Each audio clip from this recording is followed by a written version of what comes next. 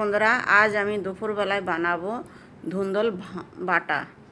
ধুন্দল বাটা করব। এটাকে আপনারা কি নামে জানেন আমাকে কমেন্টে জানাবেন। আমরা তো ধুন্দলও বলি, পুল্লা বলি, তরি বলি। তো যাই হোক, এখন ওটাকে আমি বাটা করব। তো কিভাবে করি, কি উপকরণ দিই সেটা দেখুন। তেল দিলাম, কালো জিরে দিলাম, রসুন দিলাম।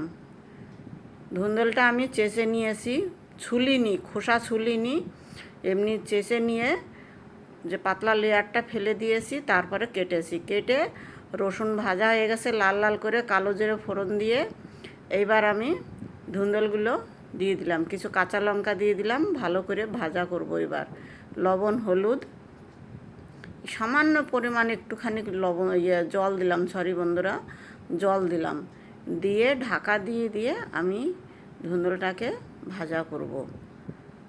একদম দেখুন বন্ধুরা, হয়ে যাচ্ছে, কিন্তু জল পুরো শুকিয়ে ফেলতে হবে, পুরো ভাজা করতে হবে। করে নিয়ে এবার আমি ওইটাকে, আপনারা পারলে না বন্ধুরা, কি বলবো, মিক্সি জারে না পিষে শিলনোড়ায় বাটা করবেন। আমার একটু অসুবিধা আছে, আমি শিলনোড়া বাটতে পারি না, যার জন্য আমার অসুবিধা আছে। কেমন হলো একটু লাইক, শেয়ার, কমেন্ট করবেন বন্ধুরা।